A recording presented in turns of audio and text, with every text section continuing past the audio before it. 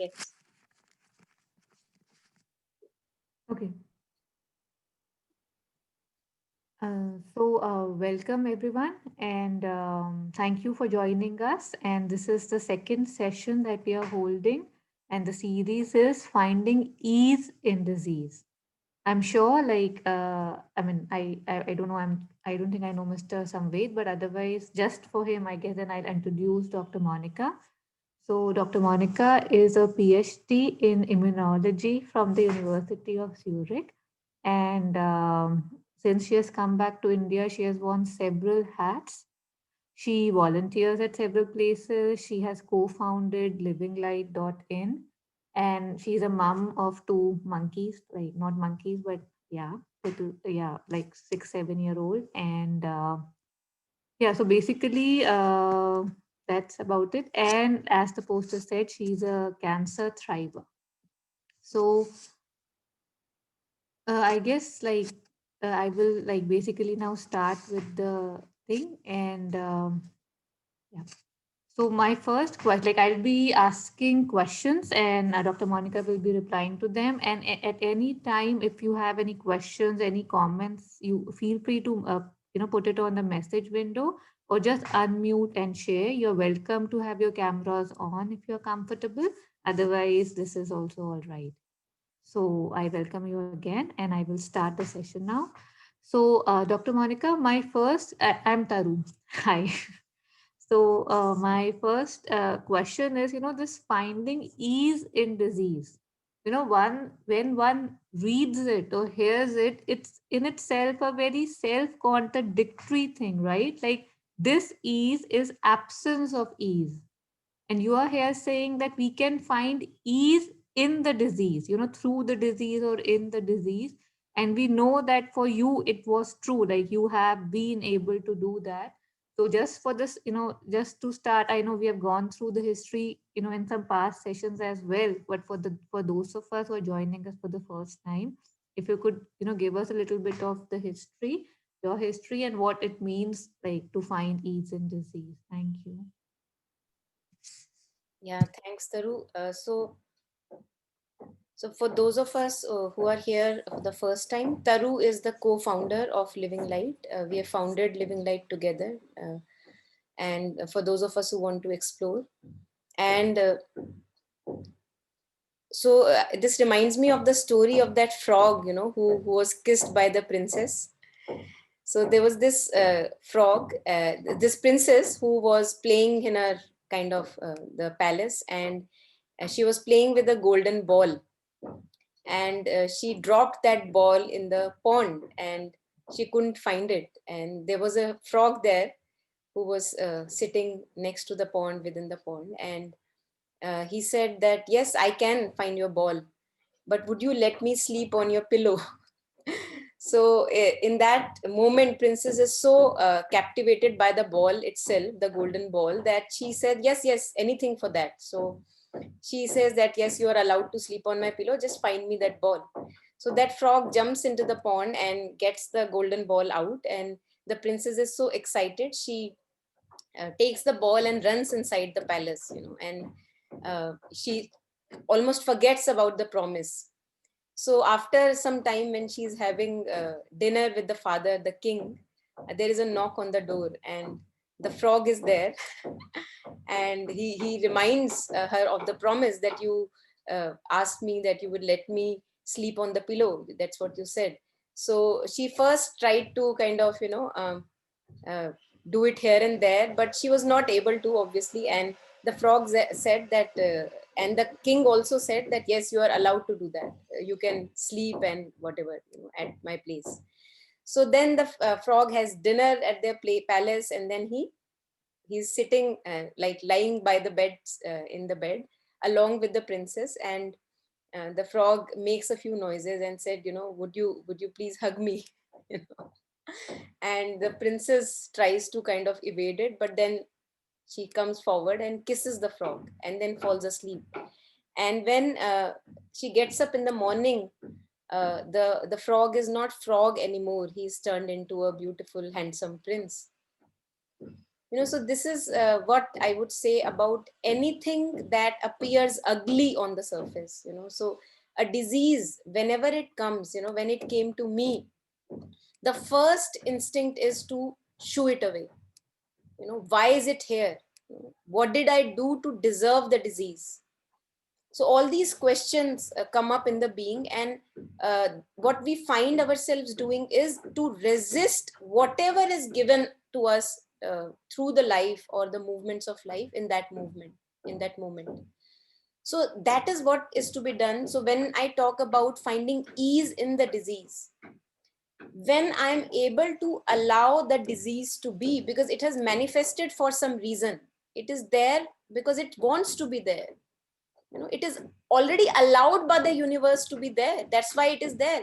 And now I am saying, hey, you cannot be there, you cannot be there. So that becomes a resistance which one follows almost a lifetime. For chronic illnesses, they just kind of follow us for a lifetime. And we find 99% of the time we are resisting whatever is happening. So the moment I am able to allow the disease to be, some transformation happens, some magic happens in the being, and I'm able to tap into a deeper place where the ease is present irrespective of the disease.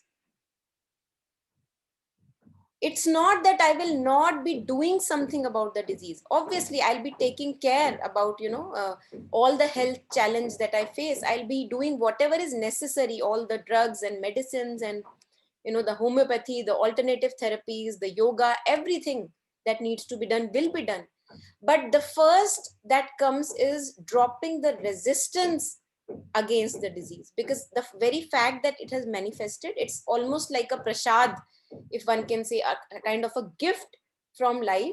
Although the disguise is like a frog, it appears a bit maybe not the right shape. The gift appears more pleasant when it is wrapped up in a nice package and shiny glitter and all that. So that is what, for the beginning, I would say that if one is able to allow the thing to be, which may appear as a challenge, one sees that there is a calm space within myself that I can tap into in the middle of the disease, in the middle of all the pain that disease is giving me. And then I can begin to kind of work or to take care of my health from that space, that deeper space within me. Yeah. You say it like so easy, like, it's like the words that you use and the way you see it, and like you use the word allowed, right? Everything should be allowed. But pain, suffering, death, it's scary, right? Like it feels that, I don't know, I mean, there's so much of it in it that I don't know.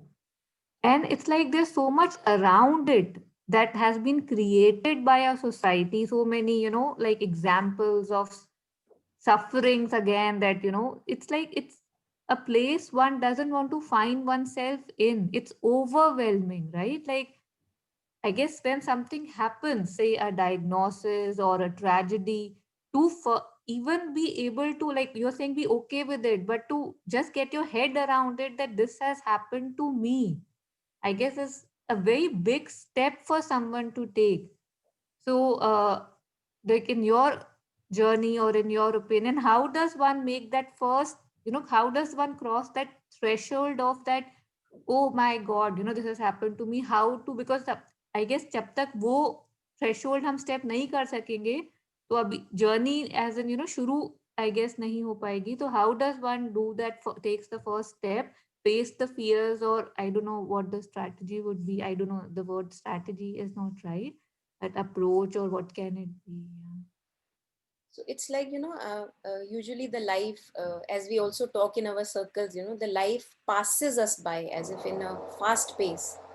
So diseases or any tragedy or any challenge then comes as an invitation to slow down that speed. And what you are asking me, I think it would not be possible to allow the disease to be if not for this slowing down that the disease invites me to kind of tap into. So I slow down, because usually on a day-to-day basis so many things are important. This has to be done, that has to be done, that has to be taken care of. And if we really look closely, most of the things that we are tending to is either the basic daily needs of food, water, all that luxury comfort, or maybe some future planning. Maybe I'm earning money for future. But in the whole game of this running around, I am forgetting to be with myself. I'm forgetting to be my best friend. And then when disease or a tragedy comes, when I'm kind of shaken up from the roots, if I can use that word. I'm sorry, there is so much of noise in the background. So then that gives me a chance. Oh my god, maybe I was never home. I never felt that I was truly home. The As if I was seeking always outside for completing myself, because we all know, all of us are adult enough that we know that there is this background feeling of a constant feeling of lack that we have. Something is missing, something is missing. And in that I do a job. I see that I'm not getting it, but I push myself and I say, chalo 2 saal kar liya hai, let's see, kya pata 10 saal mein kuch mile, kya pata 11 saal mein kuch mile. So we keep, even in the case of relationships, we keep on pushing ourselves ki chalo 5 saal mein nahi mila to 20 saal mein milega, 25 mein milega, 80 mein bhi nahi milta. So like this we keep on pushing ourselves, kind of denying the very obvious fact that I am not going to find this completion in external things and activities. Now, when this tragedy happens or a disease kind of strikes, what happens is that I'm kind of dumbfounded, and all those external activities, they lose the precedence, they lose their grip over me, because there is something in my body which is threatening to kill me. And now all those can rest, maybe, they can uh, keep themselves on hold for some time while I attend to this threatening within the being. And then I see that what I am threatened with is death, obviously. So this is the intimacy I was talking of, that without this intimacy of being with my own movements, this slowing down, one cannot accept fully the disease. It cannot happen.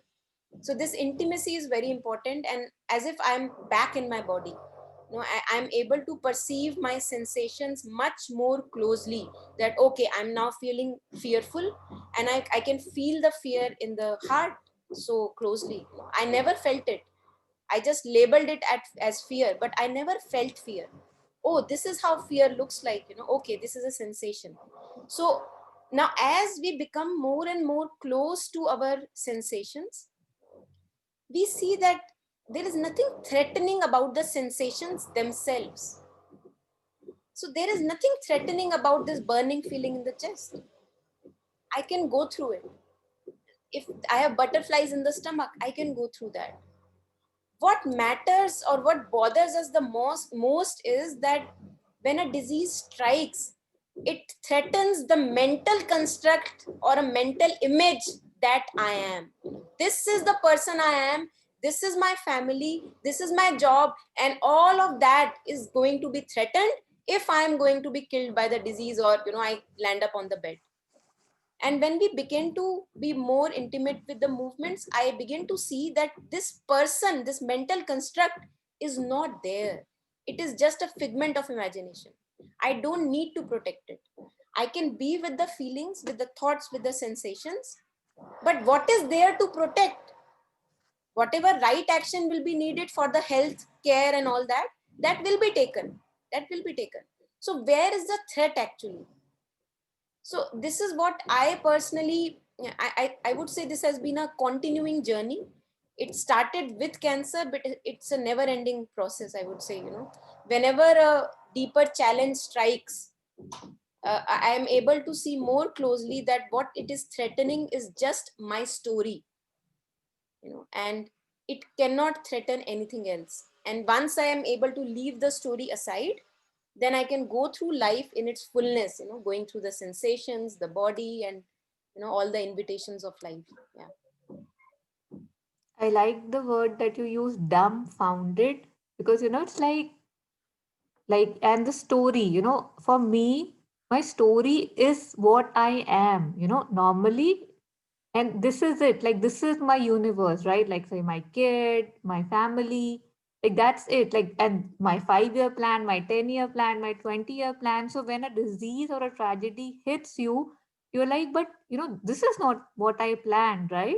So it's so funny that how we assume that whatever we have planned, that is what would happen, right? We see it all around us, but when it's in the newspapers, it's not me, right? So it must be something, here and there. I don't take it seriously unless somebody just comes and slaps me on my face and I'm dumbfounded, and I'm like, oh my God, are things different than what I think they are? So I guess that's really interesting how it works. And another thing that, how you said you should allow yourself, and we are able to allow that closeness now.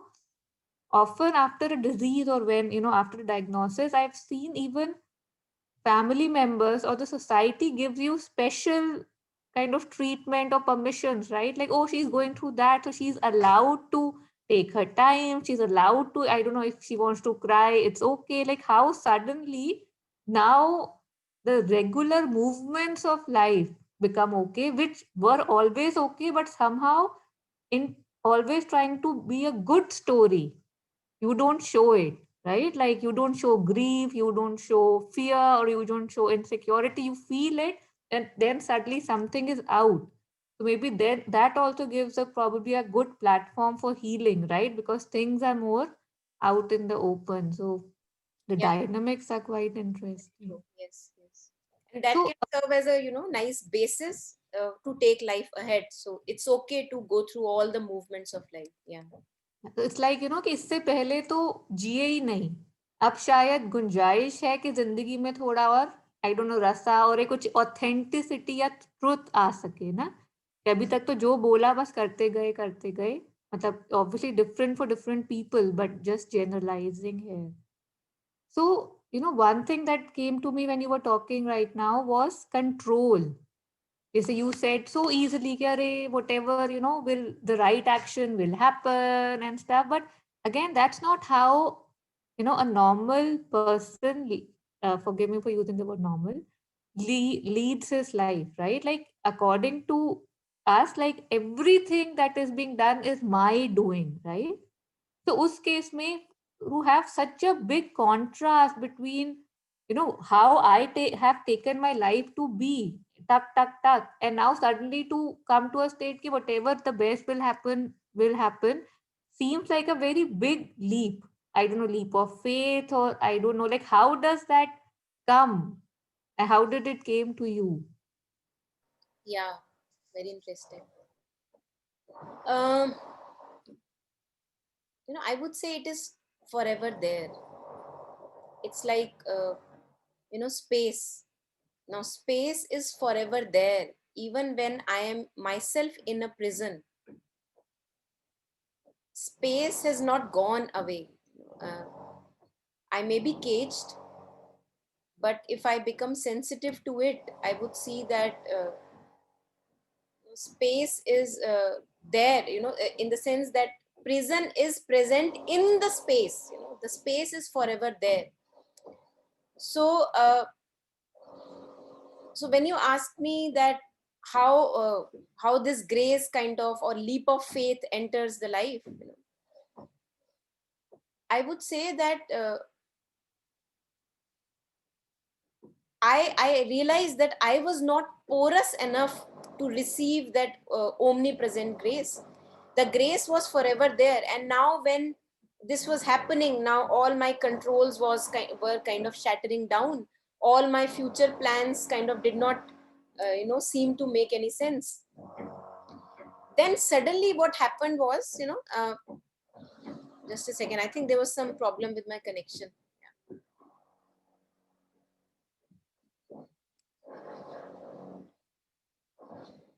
Yeah.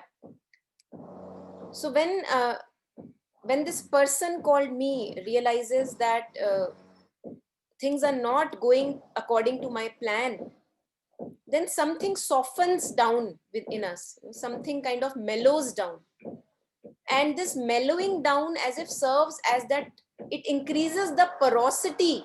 मेरे में ऐसा लगता है कि जैसे it's like more breathing space that has been granted to me.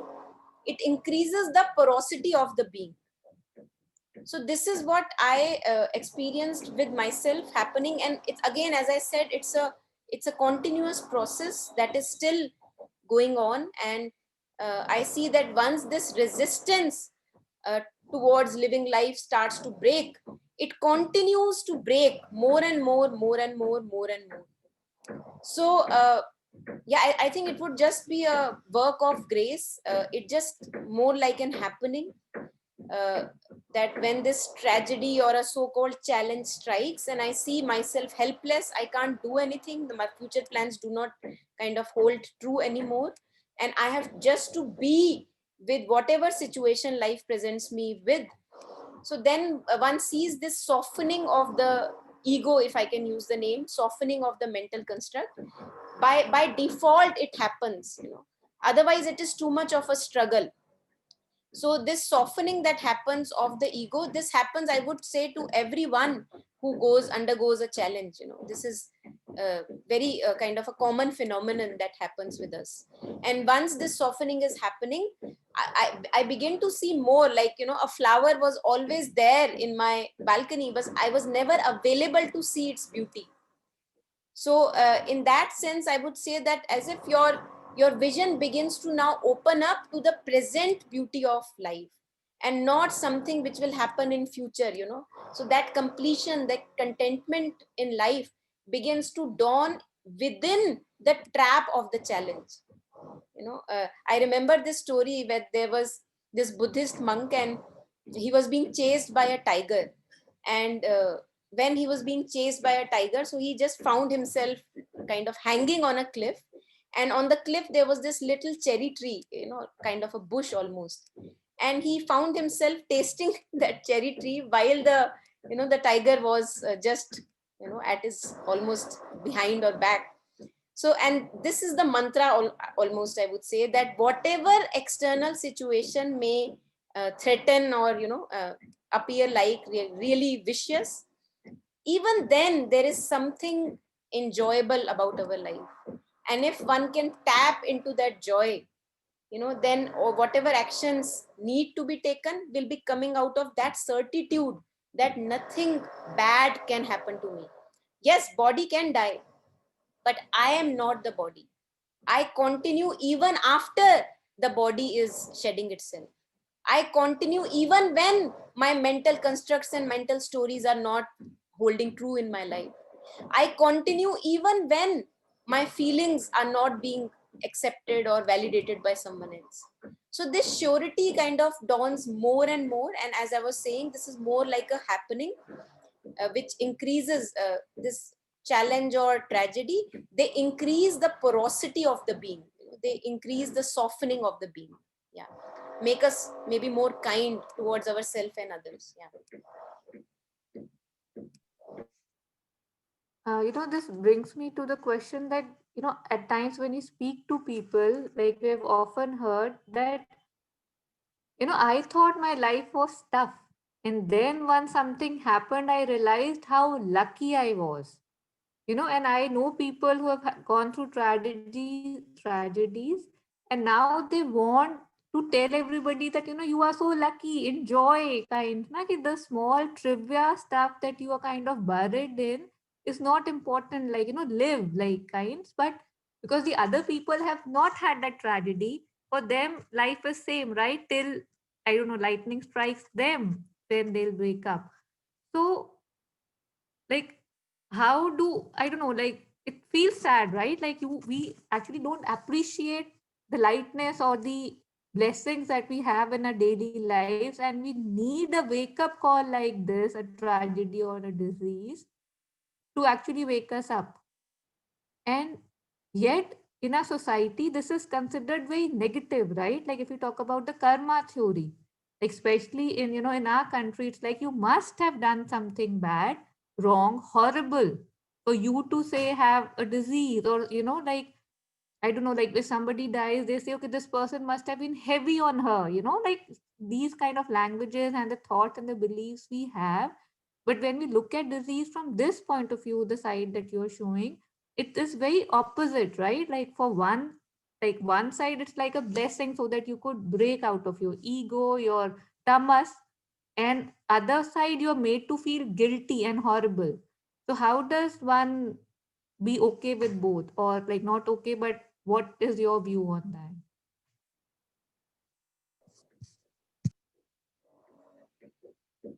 I would say this is very cultural, this even in Indian context, if we talk about someone who is not married, and maybe his age or her age is of getting married and she is not married, even then we begin to create stories about the same thing, that in our family there is this history of people not getting married, so this is how we love to abuse the mind. I would say this is a very nice demonstration of how to abuse the mind. And there is no limit to this story making. So one can go ahead, Indian culture has some other abuses of mind, other cultures may have their own abuses of mind, so there may be similar patterns, but this abuse of mind is something which is a common phenomenon throughout the mankind.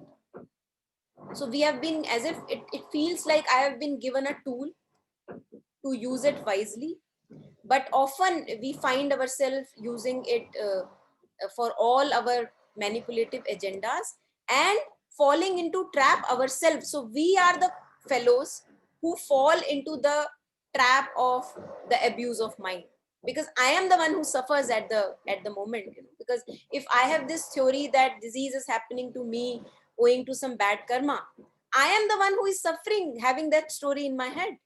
So I would say there is no, obviously stories have no point, that they don't have a base to stand, only we give them fuel, propagate them, that yes this is true, yes this is true, without investigating. And when anything is investigated, the false always lies shattered and the truth shines. it's and it's beautiful, truth is always beautiful. So I would say that these stories would also, they also need to be challenged. We also need to challenge our own limiting beliefs. Even I had, many limiting beliefs which got challenged when I was going through cancer. For example, allopathy, allopathy or surgery. So people who are too much into naturalistic medicine, they have this belief that allopathy is bad, and surgery should not be done, your body part should not be touched.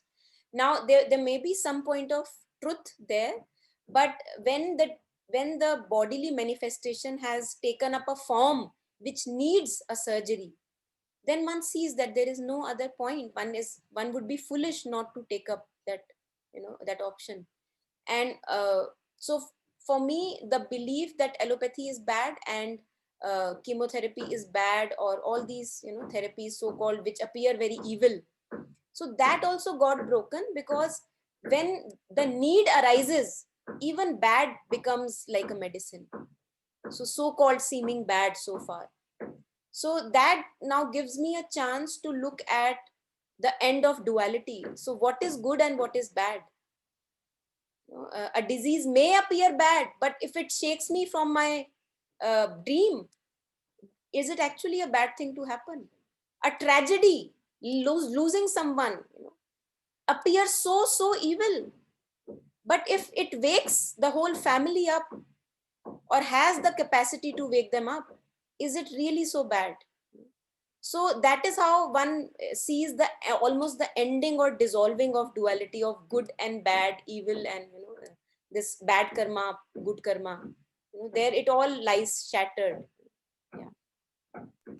Yeah, I love what you said about the duality. You know how it's like, and I don't know, it's like we are evolving beings, right?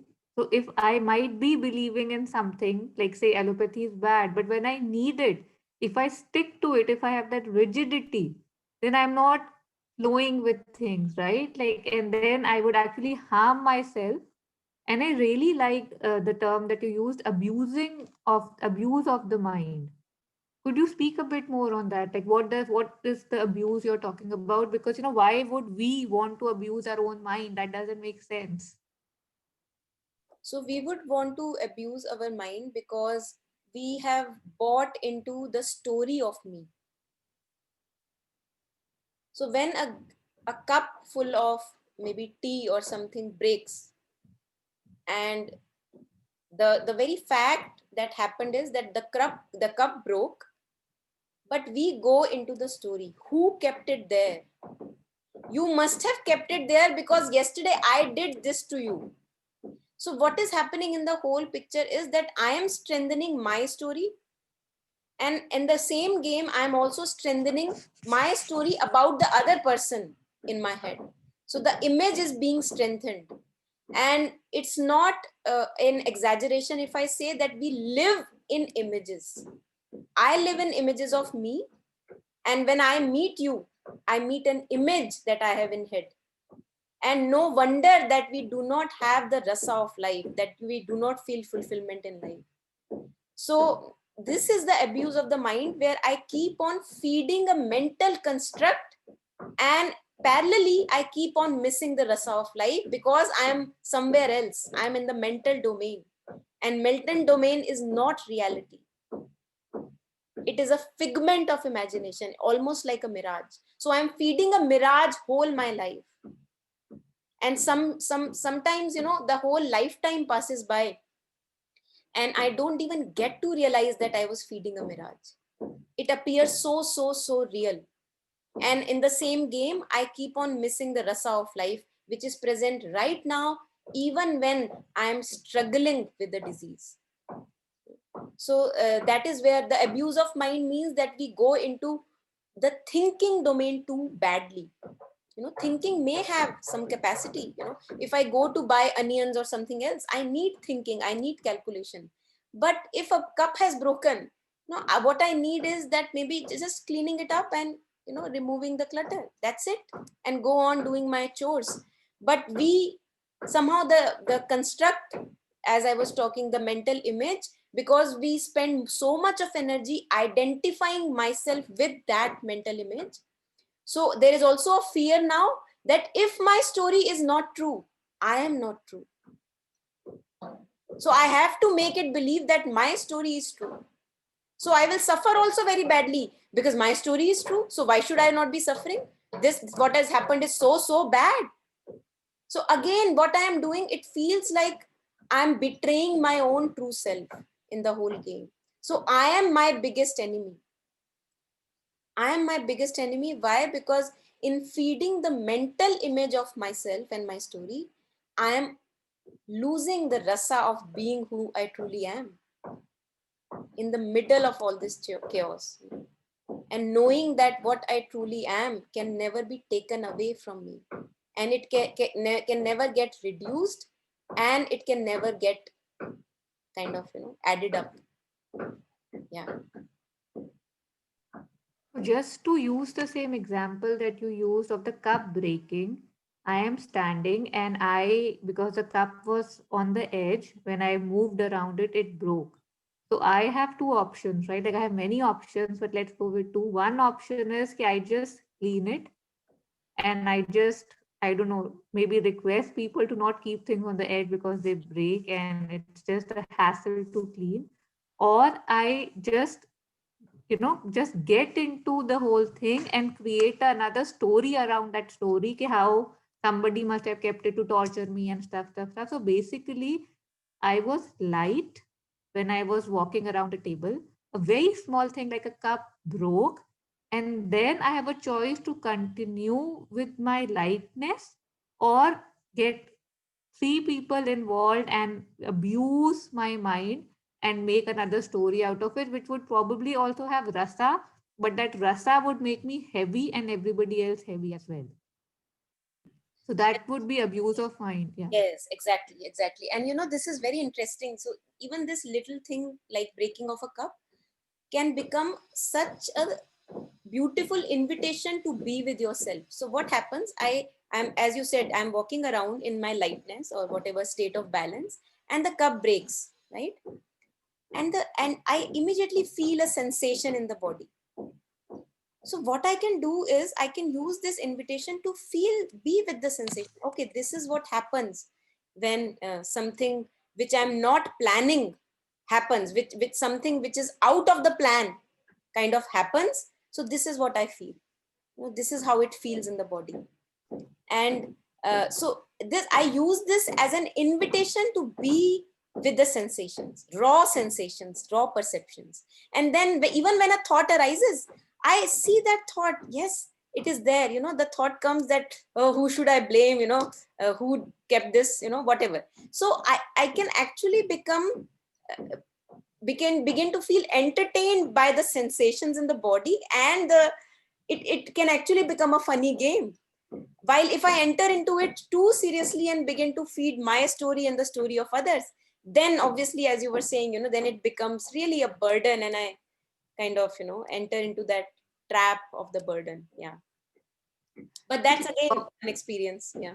Yeah, and talking of a conditioned mind, if all you have heard or seen is blame and the stories and the stories and the stories, how does one cross over again? I know I've asked this again to like, if something happens and I have a choice, like how are you able to make the choice towards moving towards lightness, whereas say I might not be able to?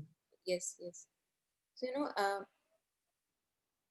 actually, it has to be not a doing, it has to be cessation of doing. So I am in a habit of shooing all experience away. I am in a habit of, when anger comes, I am in a habit of shooing anger away. When loss comes, grief comes, disease comes, I am in a habit of shooing it away. So this is a doing that is already happening. It's an old habit that I have of shooing things away. What has to happen is that the choice that you're asking, how do we make the choice? We stop shooing them away.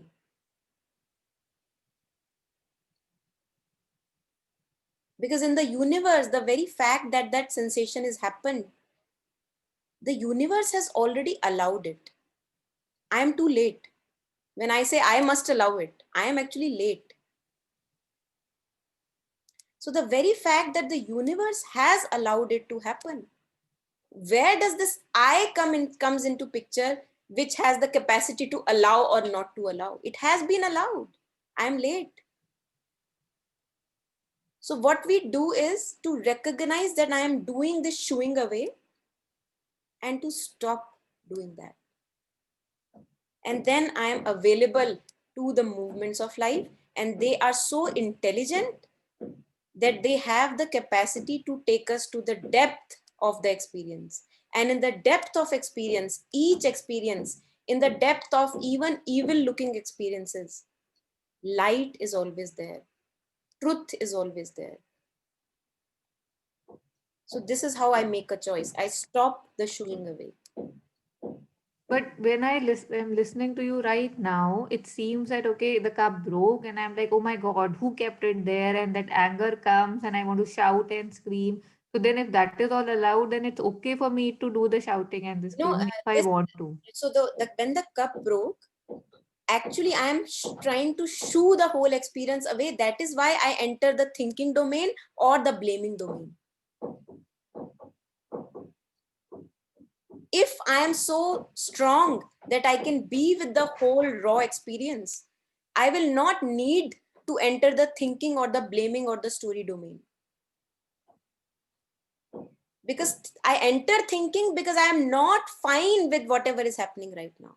I enter blaming because what has happened is not right. How dare it happen? So there itself, the story stops. So now I feel capable that I can have this experience fully in its rawness. Then I would not need to enter the thinking, blaming, and story domain. Yeah. Or even the shouting domain, because that again is an escape to evade the raw experience. And to basically stress on the fact that I'm not okay with it. Yeah, yeah. So I'm looking for reasons and blame people and stuff कि अगर मेरे ऊपर होता तो मैं तो इतने अच्छे से रखती कि कभी नहीं टूटता. Yeah, ये टूटना अच्छा नहीं था. So let me yeah. punish the person who is responsible so that Yes. yeah. And even when, for example, say say the shouting has happened, Mm. even then I do not have to shoo that shouting experience away by feeling guilty about it.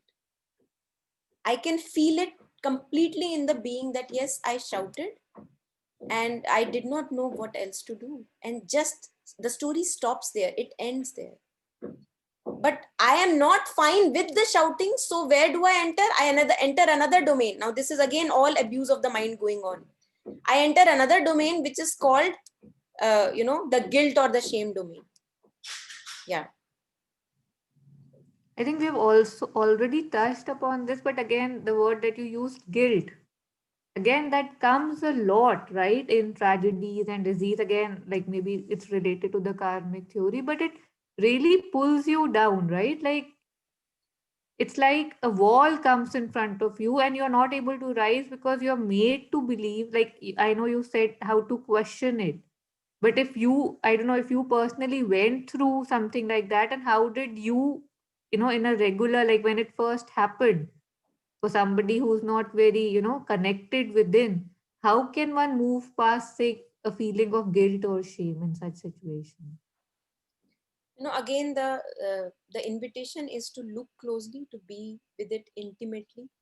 It's like, what do we mean by being intimate with a feeling or a sensation or an experience? So for example, I'm looking at this finger, and this finger is now far away, so I'm looking at it. So this is looking at the experience. Okay, now intimacy is like, it becomes one with me.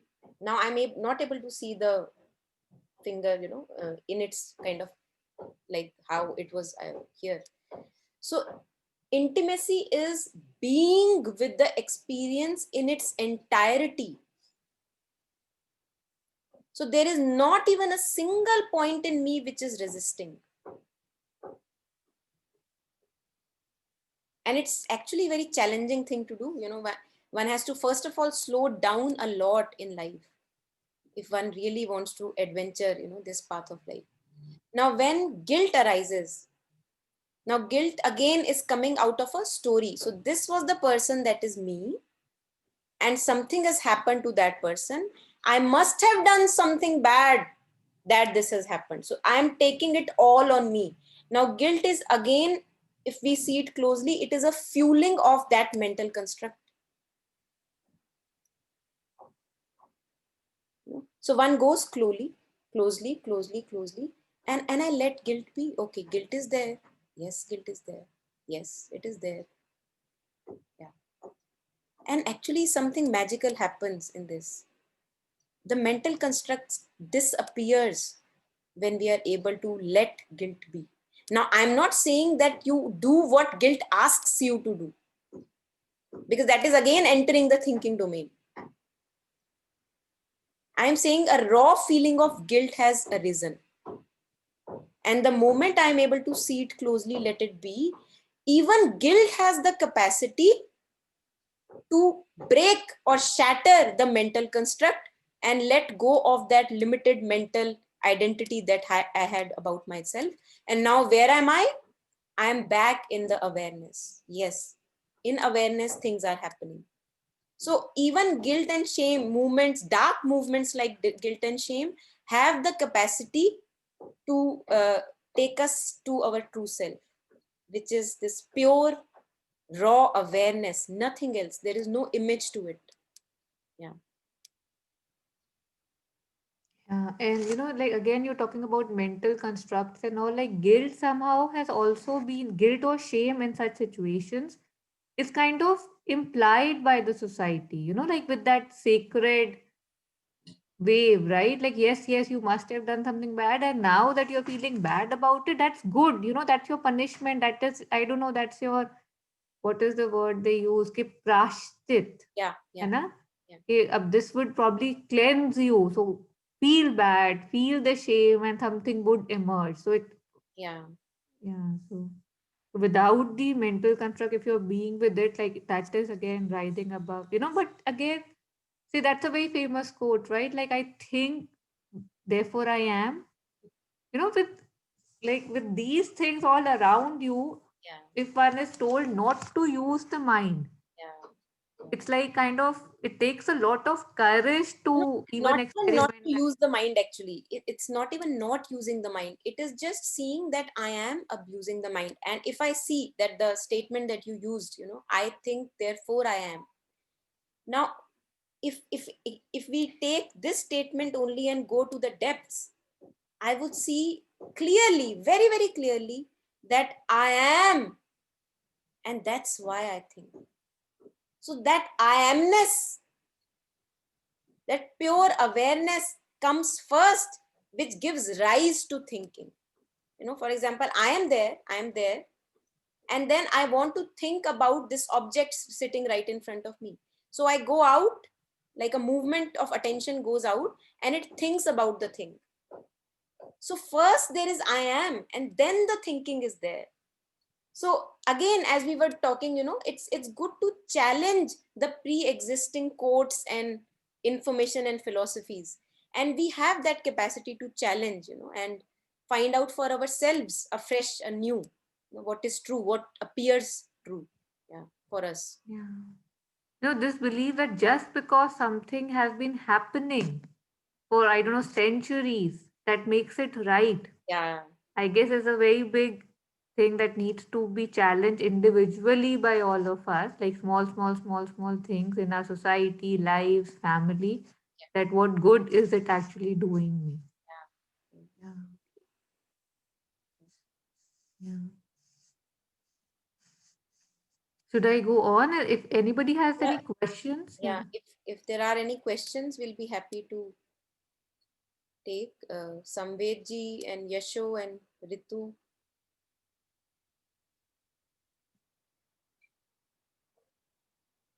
We are hoping that you guys are there. Or is it not just two of us talking to each other? That's also okay. Because I think while they are thinking, I'll ask If something. they are thinking. Yes, if they are thinking, or they might not want to use their mind and just be. Okay, yeah. Yeah. So, like, it was mentioned on the poster that how to live fully each day knowing nothing will last. That's a very interesting comment, right? Like, because a lot of times that kind of brings a lot of despair, right? There was a harmony circle, I think, also in which this thing was brought up. If I know nothing will last, I would not be able to do much. Like, I'll just be in that thing, oh my God, what will happen and when will I don't know. I'm not what I think I am. So, how to live fully each day knowing nothing will last? If you could talk a bit on that.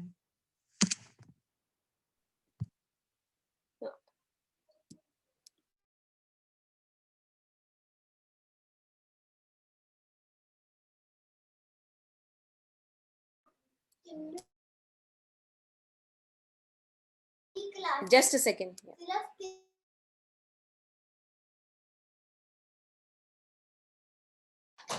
Yes, so I think we have already touched upon on this, that, so for example, if I'm really sad, let's say I'm really sad today, to allow myself to be with the sadness. Now, again, when I say allowing myself to be with the sensation of sadness, I do not mean to say that to listen to the story of sadness and act accordingly. I mean to say to be present with the raw sensation of sadness in the body. And I would see that there is nothing wrong with that. And it's actually another rasa that life wants to, another color that life wants to share with me. It's as if, as if, imagine that the infinite consciousness or the divine wants now to experience sadness through me. So what is wrong about it? There is nothing wrong about it. But the thing, what we, again, as we were talking about the mental abuse, what we begin to do is that the moment I say allow sadness to be, I would say that now I can go into the story in my head regarding the sadness and all, and act accordingly. Now there I am not actually being with the experience of sadness fully in the body. There, what I'm actually doing is shooing away the sadness, going into the mental construct कि भैया ये कब तक रहेगी, कहाँ से आई है, जरा पता लगा लो.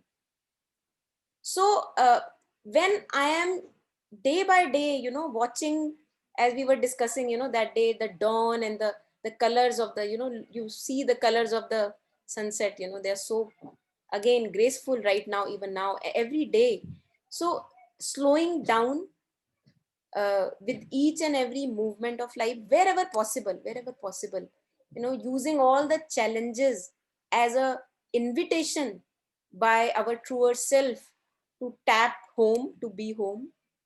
And I would say, going through each and every phase, whether it is a really ugly phase in my life, it's a shouting, it's anger, whatever, one can actually, if one looks back 2 seconds, back, if I look back at the anger, one can actually laugh about it, not take it on my head that, oh my god, I have been doing meditations for 10 years and this anger has still not gone away, because it will never go away.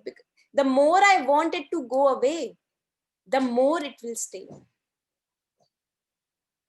because it is an accepted child of the universe. It has been already allowed by the universe. Now I am saying, how dare you exist, because you do not fit in my story of meditation. So the moment I see that catch, the story part, that it is only the story that is bothering me, anger by itself may or may not be an issue that much. But when it doesn't fit in my story of being a meditator, then it becomes a botheration. So just, I would say, it's like using life as an open invitation to tap into beauty and stillness wherever we can, and enjoying in whatever manner possible, to do things which make us alive, to go with the movements of life, which actually, for example, even when I'm going through loss, there are raw sensations that are happening. It tells me that I'm alive. I'm alive. I'm not a stone. I'm not a numb, dead fellow. And that itself is grace. I feel very grateful. For example, in the past, whenever I've gone through a challenge, in the middle of the challenge, the very fact that I can have tears, that somebody's pain can hurt me, you know, it actually can bring a lot of gratitude, byproduct. Not saying that you should cultivate gratitude. It brings a lot of gratitude, that, thank God for being alive. So and obviously there can be much more to it, but this is what I feel, that absorbing yourself in something which makes you feel alive, yeah, each day, every day. When you say that everything is allowed, and say we spoke about anger, that that is also permitted by the universe, but I think maybe something again there has to be with the images and my story, because say I've heard of the Buddha, who doesn't get angry. I know, like Osho, he just dances and swirls and moves, right? And I want to be like them. So again, I guess that allowed thing is there because I want to be them. And when I see something in me, it really frustrates me. And the anger doesn't remain as an anger, it becomes something more, right? Like because of so Exactly. many things I add to it. Yeah, yeah. Here again we see the mental abuse in the picture, that yes, anger may be there, and I may need to attend to it, or whatever, figure it out or go close to it. But when the stories of the past of these images, as you were saying, the story of the Buddha, or he was not angry, I want to be there, the moment this comes that I want to be there, the struggle begins, the tension begins. Because what am I saying? Whatever is happening right now is not enough. The experience of anger, whatever it wants to tell me, that is not enough. That is not enough. So who I am, so I am kind of betraying my whole essence in that moment. I am saying that whoever I am, that's not enough. I want to be somewhere else. And there begins the suffering. There begins the suffering. Whenever I see something else and kind of project myself towards it, that there I will be happy, here I am not. And actually, movement of anger, if we go totally close to it, it can lead to happiness within itself. So anger can lead to happiness. because I'm not shooing away anger or a movement of shouting, or even when I saw the ripple of anger arising, I saw it coming and I did not deny it. I'm not saying that I shouted. I'm saying I saw the movement coming and I allowed that movement to be. And it led to this tapping into this innate happiness, which is forever present. It is never gone away. Yeah. So if I like, and I could be allowing it too, right? I could be shouting, screaming, and all. But if something in me feels that this is allowed, Yeah. then how will I work on myself? Like, how would I kind of try not to be angry? Because See, that's, let's go close. Huh? yeah. Something happens. Usually, what happens is I'm not even aware and I shout. And now, this is not the case I'm talking of. I am talking of a person who has slowed down, who wants to experiment with this. So when he sees that something has happened, and earlier I used to be angry at this, so this is another opportunity. Now what happens is, owing to the slowing down, I am able to see the ripple of anger arising in the being, my heart burning. Now in this slowing down, I am allowing myself to be with the raw sensation. So all my attention, as if it is absorbed within the being in that raw sensation. It is not even there in the story. Now this is, I am facing anger face to face. I'm not escaping, because when I go into the head, into the story, how dare somebody do that to me? It's actually escaping anger. Now here I am with the raw body sensation of my heart burning. This is meeting anger. And here, no story is needed. And here, if I allow myself to be, we will see that the shouting will actually not be necessary. That sensation itself will give me such a rich experience that it will dissolve by itself. But am I available to that slowing down?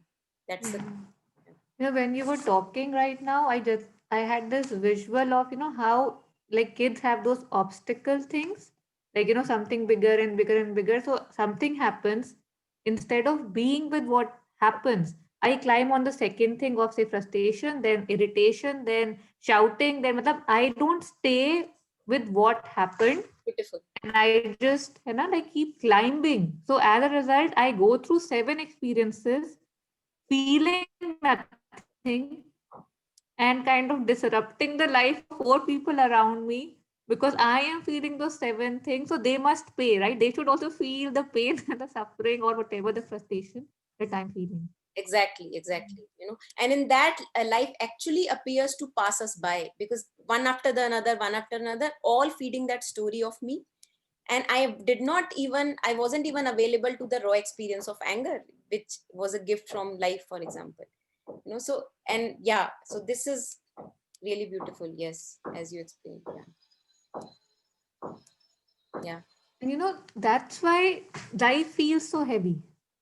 And I Yes. like choti, small things, they come and they kind of stick to us, and you're like, oh my god, it's so trivial, it's nothing. Why is it even bothering me? And it's bothering because I don't stay with the small. Because I have this perception, like you were talking about ego, right? It wants bigger things.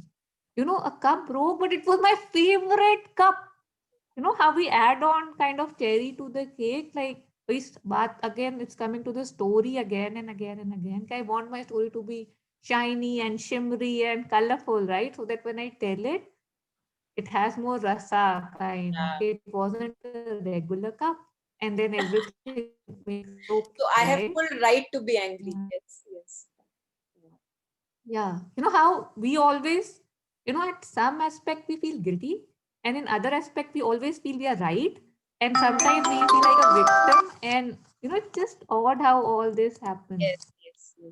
Yeah. Okay, so I think almost Yeah. like we are kind of reaching the end, but it's like when you're talking, it's like somehow there's certain things which are not right since we were kids. Like the conditioning has been such to always shoo away the negative emotions. Again, I think probably it could be related to the images That if I want this for myself, I obviously want it for my kid, right? Like if I don't like anger, I don't want my kid to feel anger. Or my kid should not ever cry. Or, pain is bad, run towards happiness, happiness, happiness. And that doesn't happen. And we spend the whole lives running.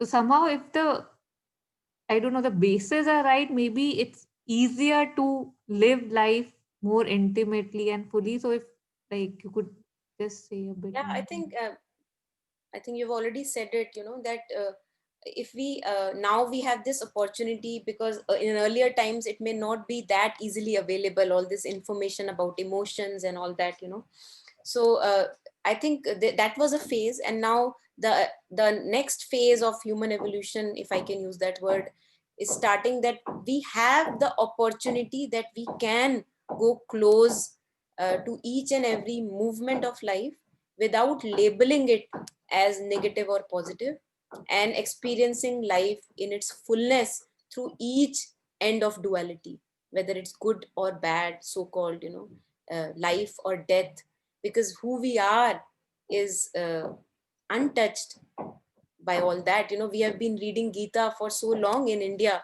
Who we are never is born and can never die. So I don't know where we are actually, while we claim that we have retold Gita, and yet what the life that we live does not display uh, being in touch with that untouched element. And the more it begins, kind of comes to forefront, I'm sure things are bound to change.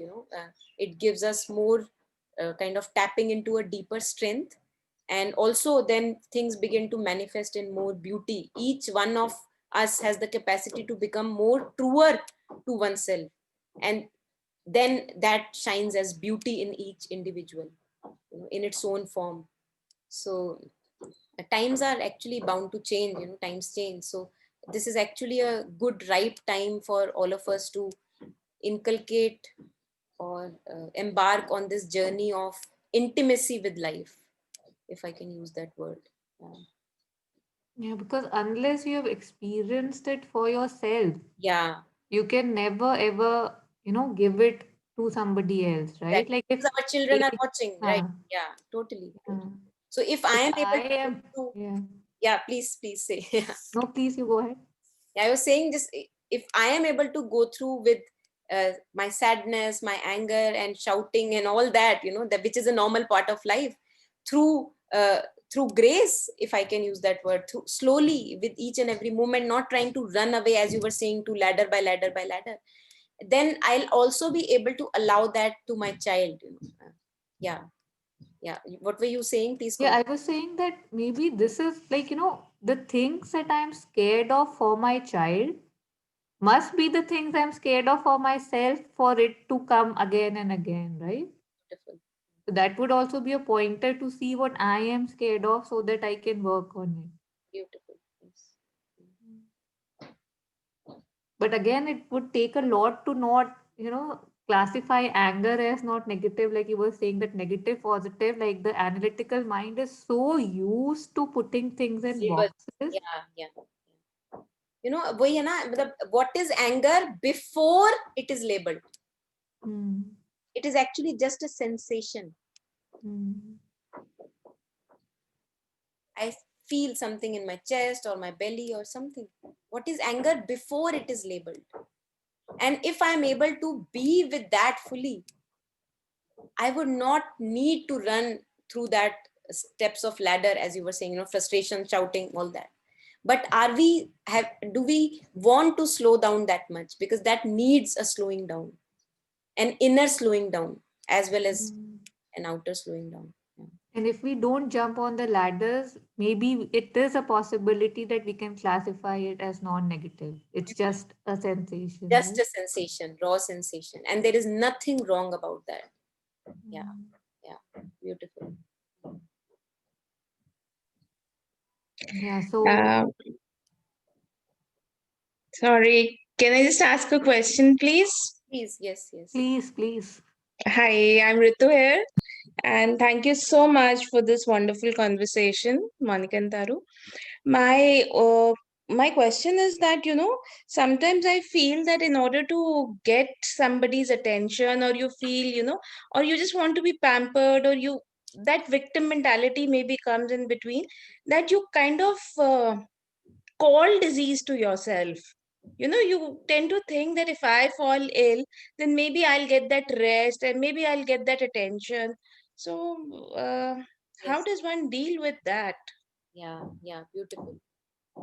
So, Rituji, the first thing is recognition that yes, this is happening in my being. As you are recognizing that yes, this happens, Yeah. that owing to the fact that I am not giving myself the attention or the friendship, and I'm demanding that also from others, because maybe I'm exerting myself too much for others around, and I want now this love back to me, because I am feeling drained. And I can completely empathize with you when you say that the body actually calls disease so that people give you attention. This can happen. Now the first thing is the recognition that this is happening. Right. Second is a knowing that so far in so many years of my life, has anyone been able to complete my sense of lack or incompletion? Has it happened? Never. So this is the thing that we have to see, and this is how we torture ourselves. So for so far so many years, if I take as an experiment, I see that this has not happened, that that sense of lack is fulfilled by someone else outside of me, right? Absolutely. Now what the story is hell bent upon, अरे अभी तक नहीं हुआ तो अब होगा, अरे तू बीमार पड़ जा. So this is Exactly. again, so one, you have to really go close to yourself and see that you are actually feeding your story, which has so far not given you anything. And still, if you want to do the adventure, the plunge, you want to fall sick, do it. Because the biggest experiences that we get are out of our own doings. If I tell you, Ritu जी नहीं नहीं बीमार मत पड़ना, बिना बात के अरे क्यों टाइम पास कर रहे हो यार अपना, है ना? सो आपको मेरी बात समझ नहीं आएगी. आपको बात तब समझ में आएगी जब आप अभी भी कन्विंस नहीं हो, नहीं कुछ तो मिलेगा, मोनिका कह रही थी लेकिन उससे फर्क नहीं पड़ेगा, कुछ तो मिलेगा, कुछ तो मिलेगा. तो मैं कह रही हूँ आप बीमार पड़ जाओ, क्या हो गया, पड़ जाओ बीमार, देख लो क्या होता है. See it for yourself, because that experience no one can take away from you. Absolutely. Yeah. So plunge into it. बताओ कौन सी बीमारी चाहिए? Beautifully Long term said. या short term? Beautifully said. Because sometimes I feel that, when I really feel very lonely, or some ache from some body part comes up, and then I go ouch, और कोई किसी को कोई फर्क नहीं पड़ता है. फिर वो थोड़ी देर बाद, maybe a day or so, अपने आप ही, then I have to tell myself, just get out of it, and then it's okay. So I just thought maybe this was one of the reasons, because there's nothing else I could actually. Yeah, I think this can go into the direction of loving oneself. I think Taru can share something on it, because we rarely are there for ourselves. We Yeah. abandon ourselves, and we wait for some knight in shining armor who would come and save me, and he never comes, and I'm miserable my whole life. Yeah, And absolutely. who that knight in shining armor is myself. True. So Taru, would you like to share something on it? I would be, yeah. Yeah, I don't know, but you said the knight in Shama never comes, but I would say the knight in Shama does not exist, right? Like, again, it's part of our images and story that there's something from outside. There's someone from outside who will rescue the princess, and I am the princess because I would want my story to have a princess. But the sooner we realize that he doesn't exist and I am my knight in shining armor, or in rain and in pain and in sun and in shadow, the easier it would be for me to accept and live, rather than keep sitting in my carrot with one shoe waiting for him to come. So I think that was very beautiful. And one thing I feel, like how life becomes monotonous because we don't fully live it. Like you say that very often. So I guess similar thing would happen in a disease. Right now, I feel it's flat line. So it's monotonous. So disease आएगी कुछ तो हिलेगा. But if that hilna also becomes a norm, so whatever attention also that I guess one would get is very short lived. Because after that पेगा ये तो रोती रहती है, इसको तो ये पेन रहता ही है, तो मैं क्या करूं? तो अगर कुछ करना ही है तो bring more kind of that variety in your life, do things that you love and stuff, so that it would have more more life to live, rather than see अब कितना अमेजिंग बात है, look at our mind कि it has और our ego कि कहीं भी जाने को तैयार है, थोड़ी सी अटेंशन, थोड़ी सी स्पाइस, थोड़ी सी एक कहानी में ट्विस्ट मिल जाए, बट It कहानी doesn't- टूटे नहीं. कहानी टूटे नहीं है. So Ritu, it would be really nice if you can take this moment or this movement that has come to you of manifesting a disease, that story नहीं टूटनी चाहिए. स्टोरी में ट्विस्ट आ जाए तो बहुत बढ़िया. ट्विस्ट क्या आएगा? अरे बीमार पड़ गई, अब देखो सारे लोग खड़े हैं पलंग के सामने, right?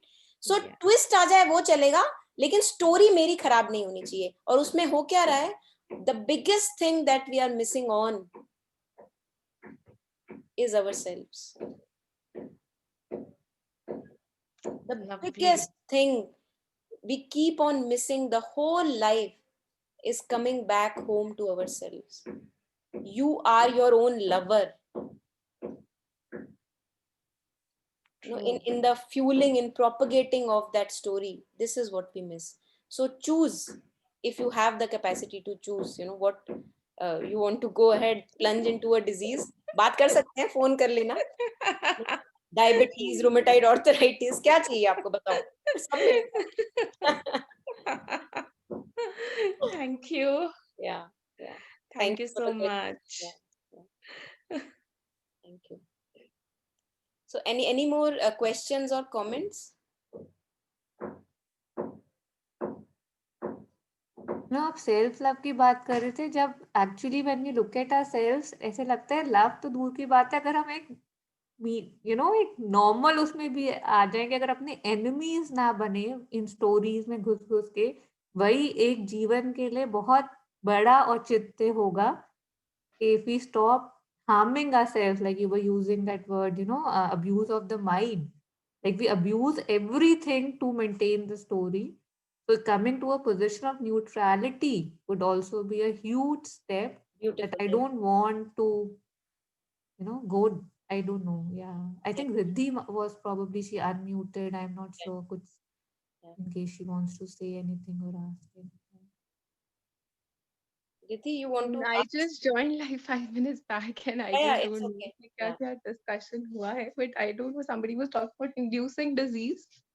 So like I didn't hear the question or whatever, but I don't know. We can never induce a disease, I feel. But like if we like disease may this, but whatever expecting from other people and all. But if like if like even your you don't get that kind of what should I say, help, or that kind of love and all that you expect from your near and dear ones, then you feel all the more in that trap, and then you feel ki kya hai fir, whom are we living for then, if those people are also not, or maybe you're expecting too much or what. So like how do we deal with that and come out of that negative zone? And Yes. So Riddhi, this is also going in the same direction as we were talking with Rituji, Taru was sharing. One has to actually put an end to this if we really want to not make our life miserable. What we do is that I see that I am in misery, I see that I am suffering, and I continue that suffering. There, Taru was sharing that we are our enemies, we become our biggest enemies. So yes, so what happens is that that I have been expecting, I am seeing that expecting. For these many years, I have been expecting. Nothing so far has happened. It has given me lots of misery, lots of suffering. And the big thing that I do, even after seeing all that, is I continue doing that. Now, this is what is called as being enemy of yourself. As if कि मेरी आंखें, मेरी senses जो जो मुझे बता रही हैं, मैं उस सब को नेगेट कर रही हूं. सब कुछ यही बता रही है कि वहां नहीं मिलेगा. कुछ है मेरे में जो इतना अक्खड़ बन के बैठा हुआ है, वो कह रहा है अरे मिलेगा, 2 साल और ट्राई कर ले. 5 साल ही तो किए, 2 साल और कर. And again, as we were talking earlier, that I don't want to leave the story. And I don't realize that it has no meaning whatsoever. The story in my head, चाहे मैं 5 साल से लोगों के पीछे पड़ी हूँ कि मेरे को प्यार दो, नहीं मिला. So I have created a story in my head that this is the person who I am, who has not received any love and who will still go ahead and ask people for love again and again and again and again. So this is the story in my head. Who is the fueler in the story? Me. The moment I stop giving it fuel, the moment I say to myself, it's almost like a sankalp, that I am going to live what makes me feel alive. And the story does not matter, like throwing away the story. Actually, there is no need to throw away. It does not exist. The less I give attention to it, it actually dissipates in some time. I do not act according to it. So what is the story? The element of the story, this sensation comes which asks me again to go to that same very person and to ask for love. I say I am not buying into that story. And I do something with myself which makes me feel alive. Involve yourself in art, music. Go yourself, take yourself for a walk. Be your biggest friend. And then you stop feeding the story in the head. You stop being your own enemy. You come back home to yourself. You were forever home. You had just entered a dream. It's imagine, Riddhi, imagine you are sleeping. You are sleeping. And in the sleep, you create this character called maybe Kamla. And Kamla is desperately seeking love. She's seeking love from all the external people around her. She's not finding it. She's not finding it. And she's suffering. Kamla is suffering. Kamla is suffering so badly and she's running in all the directions. Where should I go? I'm not finding love. I feel so incomplete. Now, what is the end of misery for Kamla? Riddhi has to wake up and see that Kamla does not exist. Riddhi was forever home. She is complete in herself. It was just a dream. I think we have to tap again and again in that space of completion, inner completion, knowing that who I am is enough, saying, reiterating that who I am is actually enough. With all my perfections and imperfections, they are the one who make me whole. And beyond that, which I'm not even aware of. I don't even know myself fully. So here, like this, if we keep on tapping into this space of emptiness, which may appear emptiness in the beginning, I see that there is nothing to be done. There is nowhere to go. Or the other thing, the other possibility is you go and bang your head on that wall for another 20 years. Go do it. And realize it for yourself that it never leads you anywhere, because it is the feeling of incompletion is just a mirage. And that's why no person is able to fill us up. कटोरा खाली होगा तो ही तो भरेगा ना. मैं कह रही हूं कि कटोरा खाली ही नहीं है तो वो भर कैसे सकता है. And that's why each person in our life fails to fill up that bowl. Because the bowl does not exist. It is a dream of incompletion. It is a dream of a lack. So Riddhi, Ritu, and whoever, we can go ahead and do all that we feel कि अभी मुझे और करना है, मुझे और अपना सिर मारना है दीवार पे. नहीं नहीं, दीवार नहीं है, यहां से मिलेगा. हम करें जो करना है हमें. We can wake up after 20 years. It doesn't matter. In eternity, there is enough time. But this information is also available to me right now.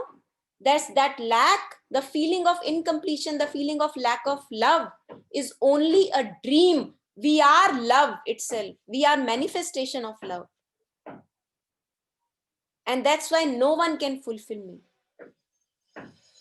So if one keeps on tapping into that space of enoughness, of of a kind of an emptiness, of a calm contentedness, then you will actually become a service to humanity. Because waking up from my dream, my cup is full. I realize, oh my God, my cup was never empty. I thought it was empty. That was just a dream. Now the dream has shattered. The cup is full. So what you do is you keep on spilling that cup out and you serve yourself and the humanity. This is what each one of us, I would say it's our prime responsibility, to wake up to our full cup and to know that the cup doesn't need any filling, to begin to live from there.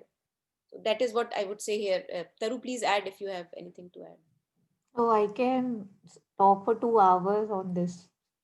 It's such a, it's such a kind of slippery slope. Yeah. So I think एक तो we have this image in our story कि एक बार मुझे कुछ मिला था जिसने मुझे कुछ एहसास कराया था, right? Like somebody made me love myself. और मैंने एक बॉलीवुड मूवी देखी थी और 4 हॉलीवुड मूवीज देखी थी जिसमें सब एक दूसरे को प्यार करते हैं, हम है आपके हैं कौन और whatever. तो अब उसको मिला तो मैं माधुरी दीक्षित से कम हूँ क्या, काइंड ऑफ अ थिंग. अच्छा चलो उतनी ब्यूटीफुल नहीं हूँ बट इतना तो है कि थोड़ा तो मिल जाए. तो एज इन जैसे आप you talk about kind of looking through things, right? Like actually looking in reality के एक तो मेरी स्टोरी में मुझे लगता है कि मेरे कैरेक्टर को मिलना चाहिए, बट कैसे पॉइंट ऑफ ओरिजिन क्या था कि why do I even have this thing कि आई शुड गेट इट. कब मिला, एक बार मिला, 2 बार मिला, उसके बाद 10 साल हो गए या नहीं मिला, तो अभी भी मैं उस 2 मोमेंट्स को या 2 घंटे को लेके बैठी हूँ कि मैं 10 इयर्स को भी अपनी स्टोरी में कुछ वेटेज दूंगी कि let me be realistic, right? We all love this term realistic, truthful. Yes, somebody made me feel something, or families I think are supposed to be this way, but is it really that way? Has it been that way for me, my mom, my sister? We look around but somehow we still don't want to accept the truth. और उसमें भी जैसे अब she used Riddhi said the sentence कि क्या कहीं से नहीं मिलेगा, it had a kind of a giving up thing, right? कि ओहो मैं तो इतनी disappointed हूँ. तो लाइक यू वर सेइंग जितना जल्दी ये टूट सके कि हाँ नहीं मिलेगा, मतलब आपके साथ कुछ बुरा नहीं हो रहा है कि नहीं मिल रहा है, और आप जितनी जल्दी ये मान लो कि है ही नहीं, उतना बहुत बेटर हो जाएगा, so that you can start living rather than waiting. और ये जो बेगिंग बोल तो बहुत ही it's so odd that I feel that ये मैं बेगिंग बोल लेके जो हमेशा खड़ी रहती हूँ, अब मैंने पहले इतना बड़ा था और मैंने और छोटा और छोटा और छोटा कर दिया, इतना भी नहीं मिल रहा, इतना भी नहीं, इतना तो देखिए मिलना ही चाहिए, ये तो ठीक बात नहीं है, राइट? तो या फिर कभी दिल करता है कि बेगिंग बोल तोड़ के चले जाओ, बट वो टूटता नहीं है बिकॉज वो भी एक फ्रस्ट्रेशन में होता है. But there comes a time when you actually keep the bowl on the floor and walk away because you actually don't want anything in the bowl, like you were saying, other way of saying it doesn't exist or it's already full, and yet there's something in us which does feel the lack, but when we connect and see ke nahi hai, matlab other ways, but ye मांग, ये जो expectations की जो एक चीज है, जो again हमको सोसाइटी बोलती है कि इसी पे ही तो बेस्ड है पूरी सोसाइटी ना, you give me something, I give you something, you give me something, but is that something that has been working for me? Has it worked for anyone? And is this where I want to continue? I think are really important questions that if we can pause and ask ourselves, we can, we have the capacity to really live lighter lives if we start seeing these things, छोटी चीजें जो सबकी जिंदगी में होती हैं, in truth. Yeah, that's Yeah. about it. I think one thing which we can maybe towards the end, if not anything, that if I'm suffering right now, the prime concern of my life should be the end of suffering. And what we do, as you were saying, that we become our enemies, we continue the misery, we propagate the suffering. Jaise agar expectation is leading to suffering, something in me pushes me again and again to go and expect, again and again to go and expect, as if I am just a puppet in those hands of expectation. And in that, what I keep on missing is the cup that was always full, brimming full, and waiting to be attended within my being. And yeah, and there it seems actually that the life just passes me by, and it's like a void that living the life, and I'm not even there. It's like this emptiness, this hollowness that one feels in oneself, owing to not being there with oneself truly. And the moment we are able to tap into that space more and more, uh, life actually begins from there. Abhi to shuru bhi nahi hui hai. It begins from there. Yeah. And it's so beautiful, like how same things attract the same things. Like dukh attracts dukh, misery attracts misery, anand attracts anand. So, it's just like that crossing over, right? Like if I, like something made me feel I'm not complete, and I'm trying to complete 20 years, 30 years, 40 years. And suddenly I pause and say, okay, am I really incomplete? Am I not complete? And I'll see how the universe again and again and start showing me कि yes, you are complete. Yes, you are complete. है ना? So it's just a matter of, जैसे कहते हैं ना कि बस दृष्टि बदलेगी तो सृष्टि, there's a Yes. something that na, so it's a lot of that in there कि what I want to be, Yeah. if I start becoming that a bit or seeing that in me, because I have everything. Yeah. जिस भी चीज को मैं highlight करती हूँ कि देखो वो मैग्नीफाई होके मेरे को वापस दिखती है. So like you were saying, suffering है. Totally. So if today I want कि that's it, I've played this game enough. Yeah. Today can be the day when I switch on the light and the room is like it was never dark. Yeah. Yeah. Beautiful. Yes. No, it's like whatever we see, as you are saying that suffering attracts suffering. So the more I'm suffering, the more suffering I attract. So it's like as if imagine that I am wearing orange glasses, and with orange glasses I will never be able to see the snow in its totality. I would never know snow. And this is how mind's perception limits our worldview. So if one looks closely at oneself कि यार मैं ये कर क्या रही हूँ, मतलब इतने छोटे से विजन में देख रही हूँ और उसी को सच मानने लग गई हूँ. So the moment I'm able to see this, the moment I'm also available to the fact that yes, I may have a really orange glasses, but I have the possibility to keep the glasses aside also, to not use the old habits and patterns of looking at the world. तो उसमें एक तो breathing space देते हैं हम अपने आप को, और एकदम से खुलने लग जाता है संसार, एज इफ कि अभी तक नाल बंधी हुई थी, नाल ही कहते, पता नहीं क्या क्या कहते हैं वो घोड़े के आंख पे जो बांधते हैं, और वो अब उतार दिया उसके, उसने तो घोड़े को अब दूसरी तरफ भी दिख रहा है. It's almost like that, and the vision was forever there, but the covering was there. So once I decide that yes, I am looking through a covering, it feels, because everything seems to be colored by that perception only.